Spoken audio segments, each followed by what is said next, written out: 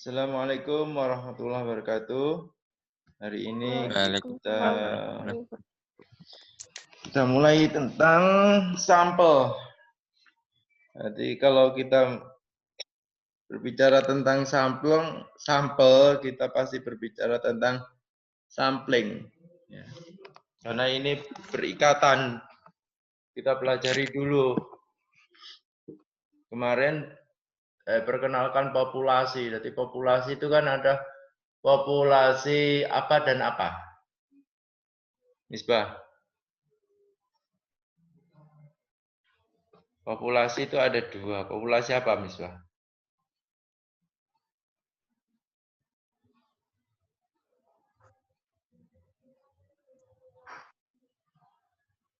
Ya, Zainur Rafiq. Populasi apa?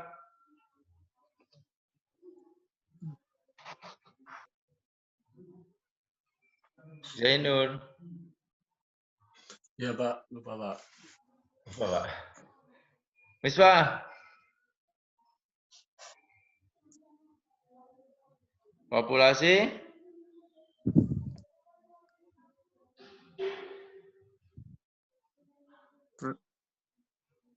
Populasi?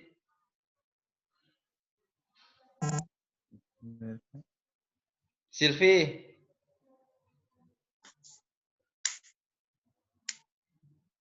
Silvi? Iya, Pak. Populasi Lupa, apa? Pak. Lupa semua. Sambil menulis atau rekaman yang kemarin juga dibuka lagi gitu loh di YouTube-nya. Biar tahu. Populasi, saya ulangi lagi ya. Populasi itu ada dua. Populasi target dan populasi terjangkau. Ya. Ada dua itu, populasi target dan populasi terjangkau. Kalau populasi target itu luas, ya. Populasi target saya SMK Taruna siswi SMK Taruna Bakti. Ya, semuanya. Populasi target saya kelas 3 SMK Bakti Mulia. Ya, yang kelas 3 itu. Nah, populasi terjangkaunya siapa? Saya ambil yang kelas 3 yang wanita yang menstruasi. Nah, itu merupakan terjangkaunya. Gitu ya. Jadi ada populasi target, populasi terjangkau. Gitu ya.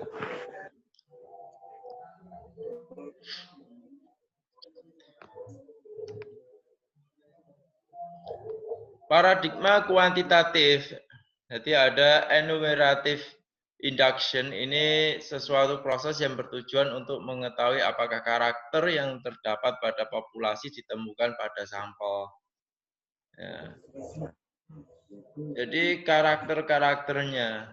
Misalkan dalam populasi itu kita membutuhkan, kan karakter itu termasuk kriteria kita dalam penelitian. Kriteria itu ada dua. Kriteria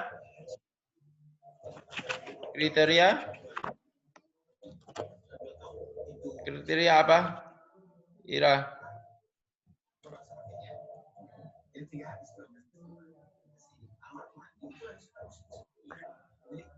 Silvi.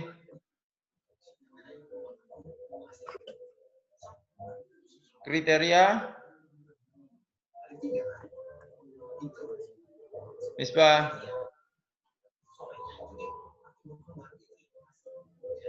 Misbah.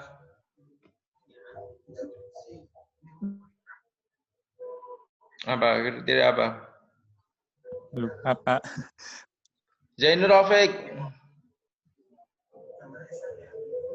Ya ini harus bisa dia nah ini. Ayo. Oh alah. Kriteria itu ada dua ya.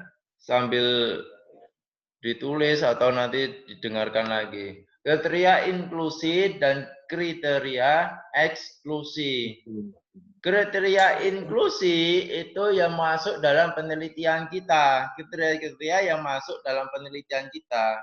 Sedangkan eksklusi kriteria yang tidak boleh ada di penelitian kita. Kalau ada, nanti menjadi kacau. Tuh. Tapi inklusi dan eksklusi itu bukan balikannya. Misalkan balikannya, penelitian saya wanita, yang saya keluarkan laki-laki, itu kan kebalikannya. Ya, itu. Terus kriteria penelitian saya yang kooperatif, yang tidak kooperatif saya keluarkan, itu juga kebalikannya. Bukan seperti itu, ya. Tuh. Kriteria inklusi saya, misalkan remaja yang mengalami menstruasi. Terus yang eksklusi,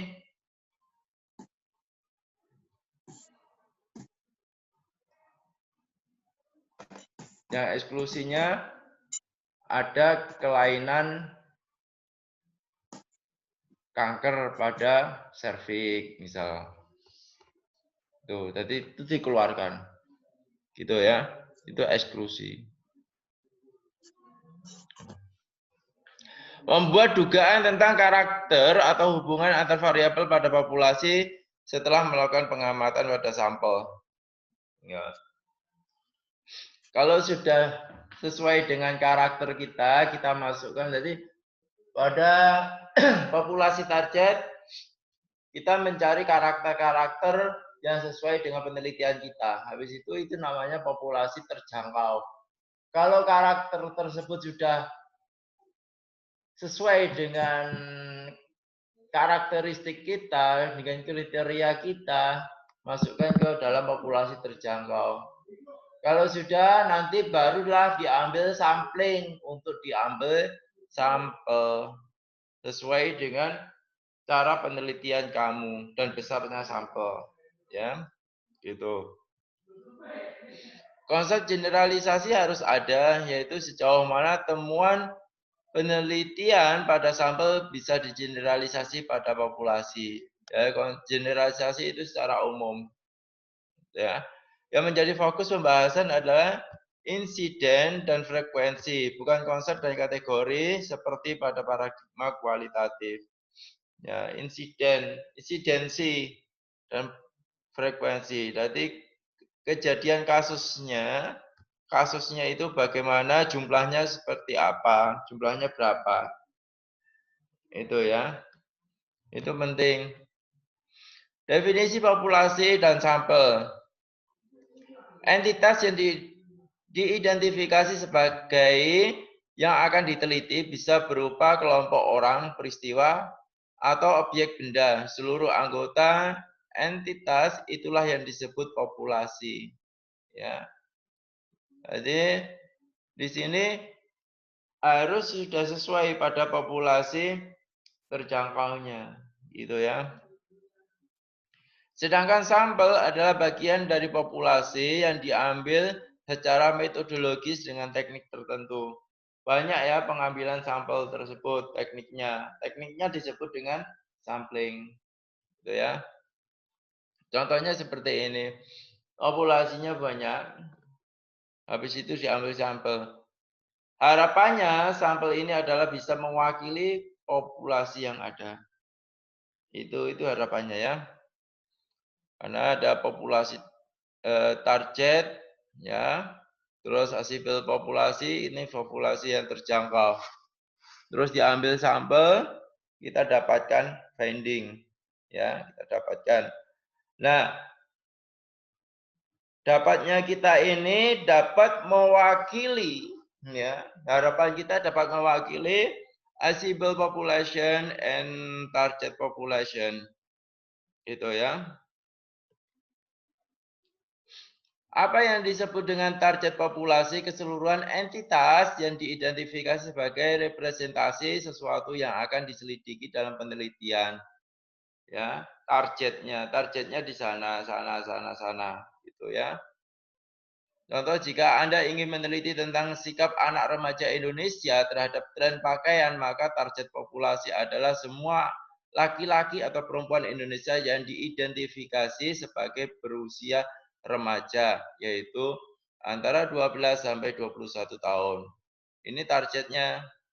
Ya. Sedangkan addressable populasi atau terjangkau bagian populasi yang dapat dijangkau oleh peneliti untuk diambil sampelnya. Kalau semua seluruh Indonesia remaja kan nggak bisa dia dijangkau ya. Gitu. Penentuan addressable populasi ini dipengaruhi oleh waktu, time, sumber resource yang dimiliki peneliti. Contoh, karena tidak mungkin dari segi waktu untuk melibatkan seluruh anak remaja di Indonesia, maka populasi yang akan diambil sampelnya hanya beberapa kota besar di Indonesia yang mewakili karakteristik remaja Indonesia. Nah, ini terjangkaunya. Nah, kota-kota besar yang ada di Indonesia, ya termasuk Surabaya, diambil berapa? Misalkan Surabaya diambil 10, ya. Yogyakarta diambil 10. Jakarta diambil 10. Ya, Kalimantan 10, gitu. Itu dianggap nanti sudah mewakili remaja seluruh Indonesia. Itu loh maksudnya. Ya. Addressable population. Terjangkaunya.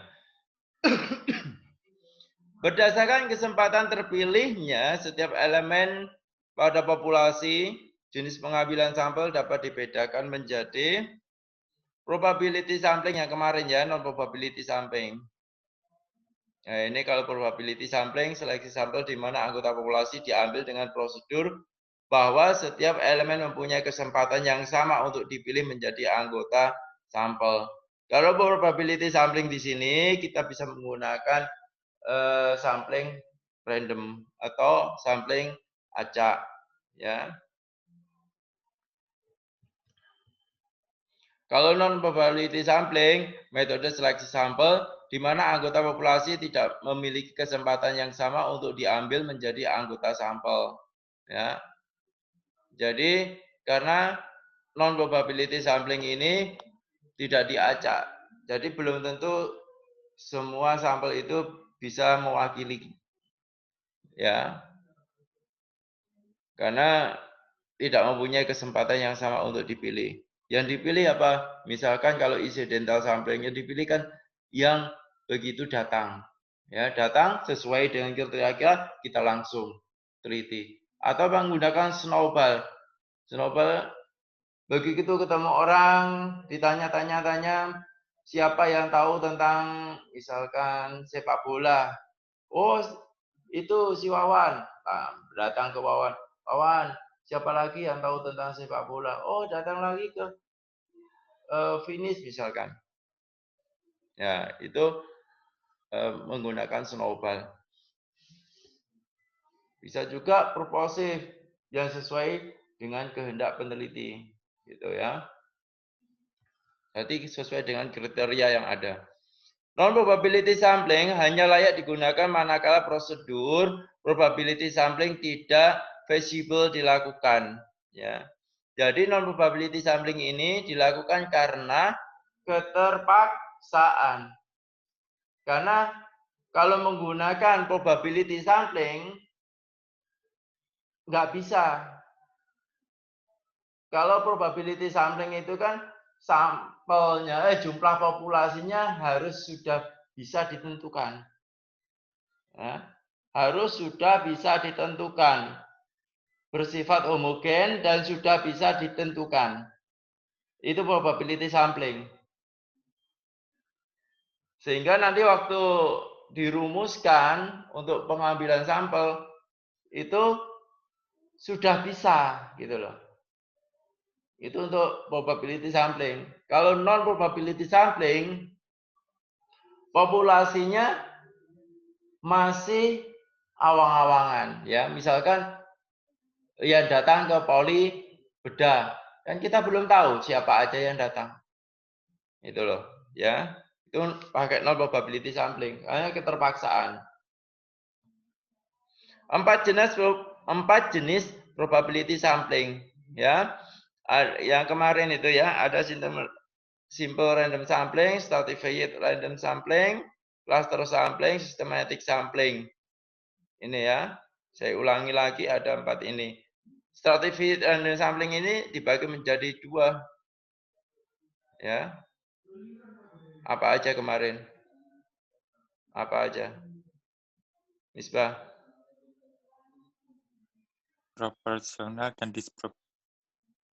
disproportionate. Ya. Proportional stratified random sampling dan disproportionate stratified random sampling. Apa bedanya? Zainur Rafiq.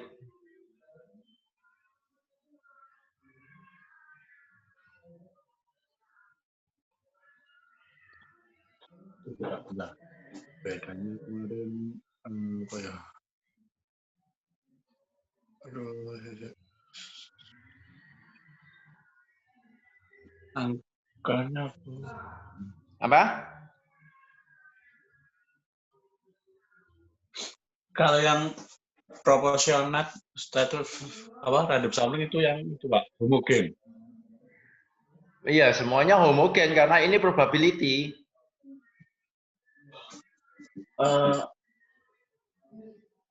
Apa ya?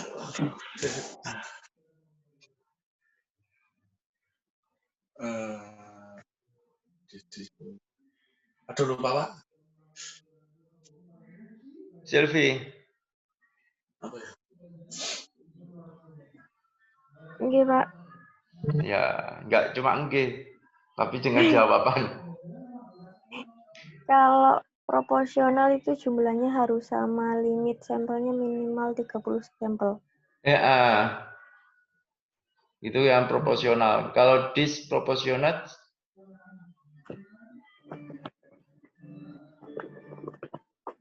kalau disproportionate, Tidak. ya Jumlahnya tidak sama dan kurang dari 30 sampel. Ya. Itu menggunakan dis, ya. Misalkan ada 5 kelas, ya. 5 kelas, kelas yang satunya 100 orang, 80 orang, 40 orang, 20 orang sama 5 orang. Ya pakai apa? Gunakan apa? Disproportionate stratified random sampling, gitu ya.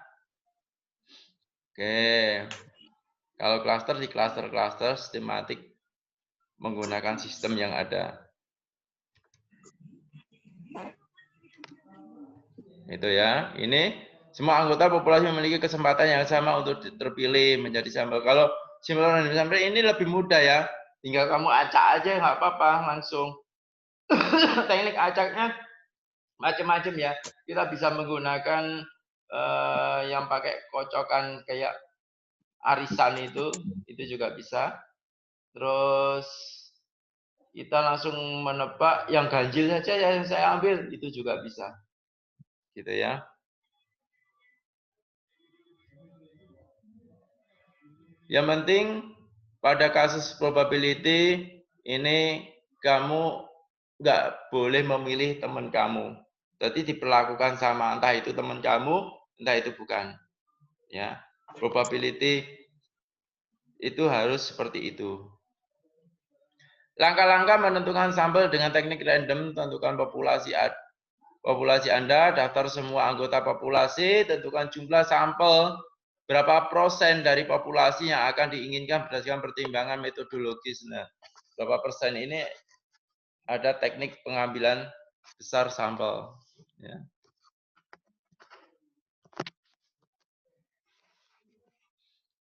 Pilih jumlah sampel yang sudah Anda tentukan dengan prosedur random, bisa dengan menggunakan tabel random atau teknik lotre nomor, itu juga bisa.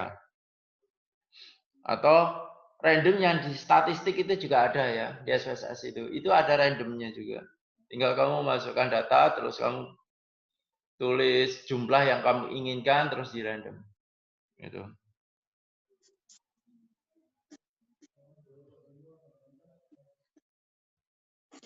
Random ini digunakan ya jika populasi dikategorikan homogen. Ya, homogen. Kalau nggak homogen, kurang tepat ya. Harus homogen. Apabila populasi Anda tidak homogen atau heterogen, maka Anda menggunakan teknik stratified random sampling. Nah, ini. Jumlahnya berbeda-beda. Ya. Ini. Tapi ciri-cirinya sampelnya sama loh ya. Yang stratified ini. Ciri-cirinya sama. Misalkan ciri-cirinya gini, remaja. Ya. Sampel saya remaja. Ya, ciri-cirinya berarti semuanya harus remaja. Walaupun per kelasnya nanti berbeda-beda jumlahnya. Gitu ya.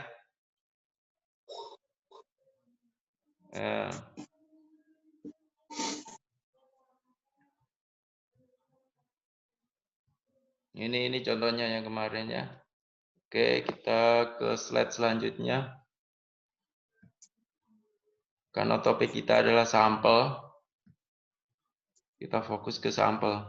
Samplingnya kemarin sudah saya ajarkan.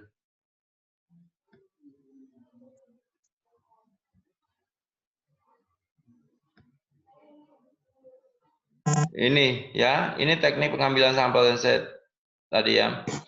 Jadi ada setelah dari populasi target terjangkau, terus teknik sampling, barulah dapatnya sampel. Nah, teknik sampling ini seperti ini. Ada probability sampling, ada non probability sampling, ya. Yang probability sampling seperti ini. Ada simple random sampling, stratified sampling, proportionate, ya, disproportionate, cluster sampling, double sampling. Non probability sampling ada confidence sampling, purposive sampling, judgment sampling, quota sampling, snowball sampling. Ini masih banyak ya sebenarnya, nggak cuman ini aja. Kalau kamu baca literatur yang lainnya, ada insidental juga ya, macam-macam ya. Bisa baca. Jadi kalau kamu membaca lebih dari satu materi, satu literatur, satu peneliti, pasti nanti dapat kamu banyak itu. Ini seperti nanti di representatif.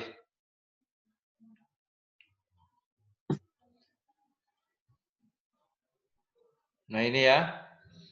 Ini tipe metode sampling, berarti non probability sampling, arrays on available subject, propose or just mental sampling, snowball sampling, quota sampling. Harus mengenal proporsi penduduk berdasarkan jenis kelamin, tingkat pendapatan, agama, suku, dan lain sebagainya. Lalu memberi bobot pada semua tiap strata sesuai dengan porsinya dari total populasi, gitu ya. Diberikan bobotnya. Nah ini.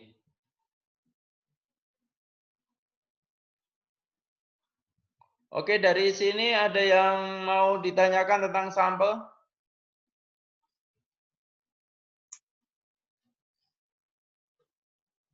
Belum? Belum, Pak.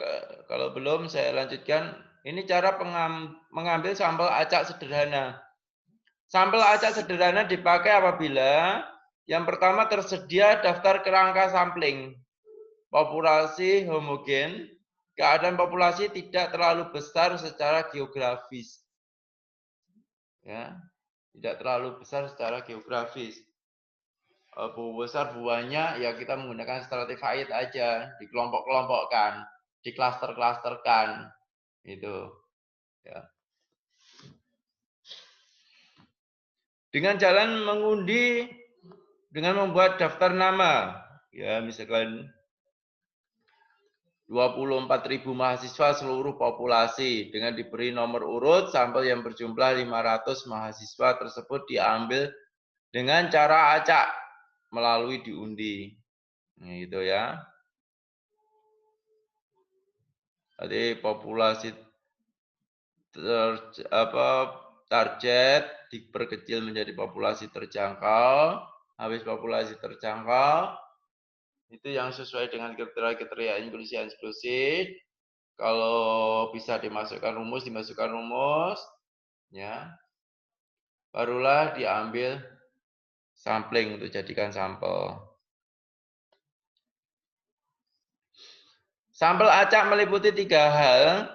Acak stratifikasi tidak proporsional, acak stratifikasi proporsional. Ini yang disebut dengan stratified tadi ya.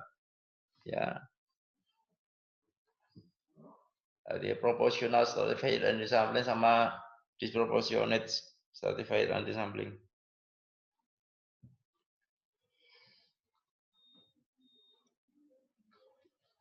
Yang ketiga adalah sampel acak sistematis. Ya, sistematik yang tadi. Tadi mengambil sampel acak tidak proporsional ini dipakai apabila salah satu dari strata yang ada jumlahnya teramat kecil, gitu ya.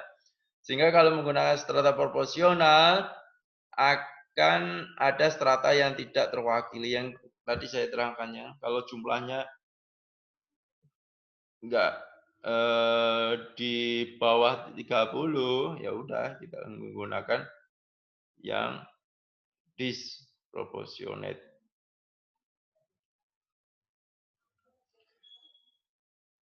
Di sini ada 3 persyaratan pengambilan sampel acak stratified proporsional. Harus ada kriteria yang jelas sebagai dasar menstratifikasi populasi yang relevan untuk tujuan penelitian survei. Harus ada data pendahuluan mengenai strata populasi. Ingat ya, jumlah populasinya harus tahu. Kalau jumlah populasinya nggak tahu, bisa nggak menggunakan ini, Ira?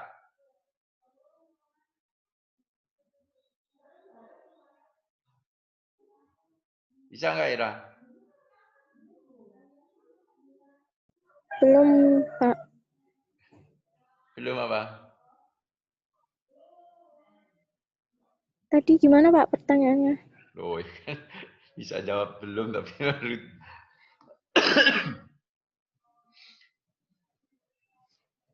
jadi kalau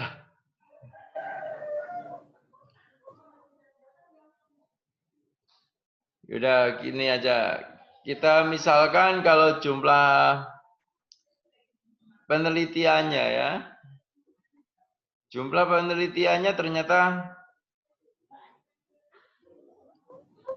kurang dari populasi gitu aja lah, kurang dari populasi, kurang dari sampel limited.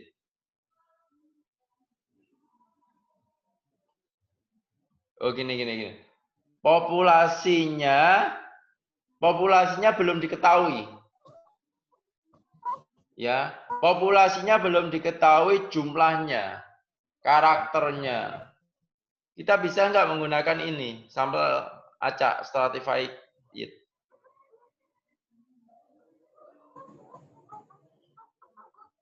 Ya, bisa, Pak. Misbah? Enggak bisa, Pak.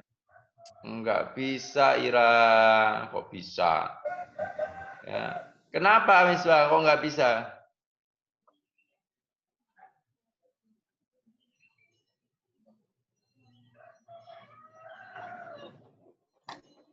Karena sudah ada persyaratannya juga.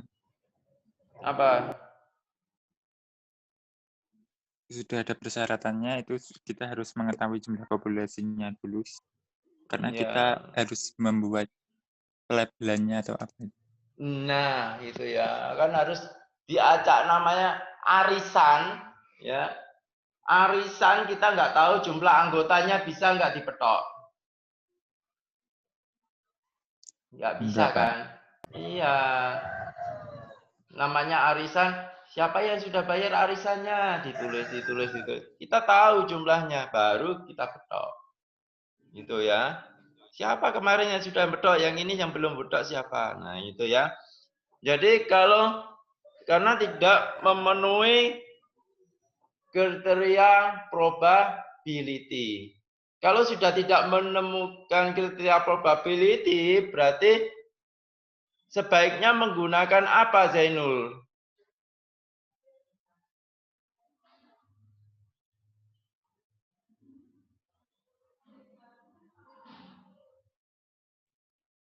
Zainul. Disproporsional. Disproporsional. Disproporsional gundul.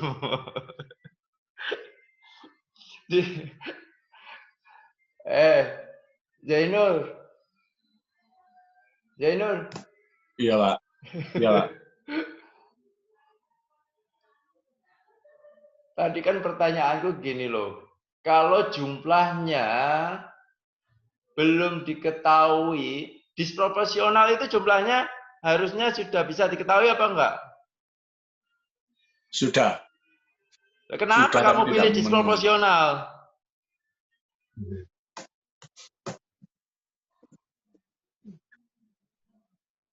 Ayo sekarang Silvi, mana Silvi suaranya? Iya, Pak. Nah, ini. Tadi kan katanya Misbah, kalau jumlahnya populasi itu belum diketahui, katanya Misbah tidak bisa menggunakan ini. Lah terus menggunakan apa? Non-probability. Non-probability ya. Menggunakan non-probability, Zainur ya. Siap. Ya, siap. Itu ya. Jadi kalau populasinya belum diketahui, sebaiknya menggunakan non-probability. Itulah kelompoknya non-probability itu apa aja yang tadi tuh. Banyak tadi itu ya. Ini sistematik. Itu metode di mana hanya satu unsur pertama saja dari sampel dipilih secara acak. Ya. Sedangkan unsur-unsur selanjutnya dipilih secara sistematis menurut pola tertentu. Jadi ada beberapa kelompok tuh ya. Ada yang diambil acak, ada yang enggak gitu loh. Contoh, kita ingin mengambil 300 nama dari populasi sejumlah 900 orang. Interval samplingnya adalah 900 dibagi 3 sama dengan 3. Jadi setelah menyeleksi secara acak pada langkah pertama, lalu kita menyeleksi setiap 3 nama sampai 900 sehingga terpilih 300 orang. Itu ya.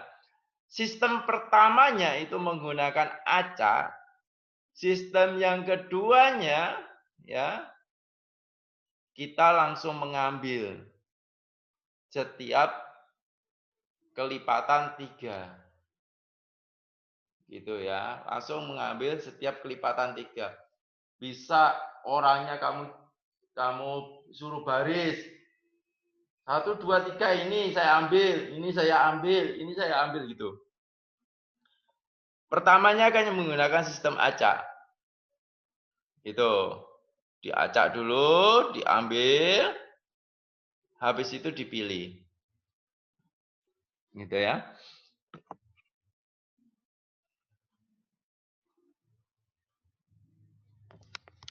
Ini namanya sistematik. Ya bukan dipilih deh, diseleksi, bukan dipilih. Lebih tepatnya diseleksi. Kalau dipilih nanti purposif ya. Kalau purposif itu dipilih. Ya. Nah, ini lebih tepat ke diseleksi aja, diseleksi untuk sampel acak sistematis. Gitu ya. Karena yang dipilih itu biasanya purposif. Purposif itu berarti non probability sampling. Kalau klaster ini diklasterkan ya, wilayah sampel terbesar amat luas.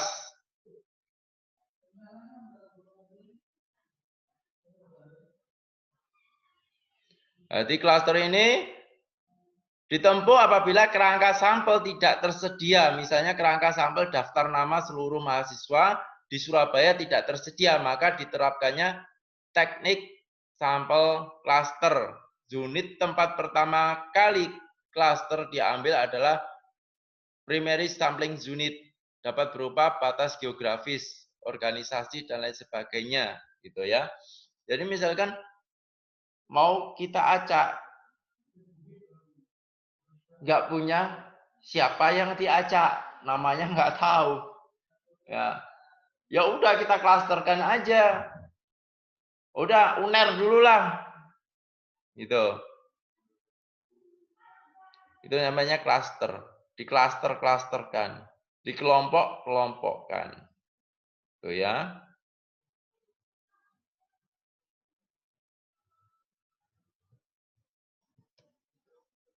Dari sini ada pertanyaan? Silakan. Kalau ada pertanyaan sebelum saya akhiri.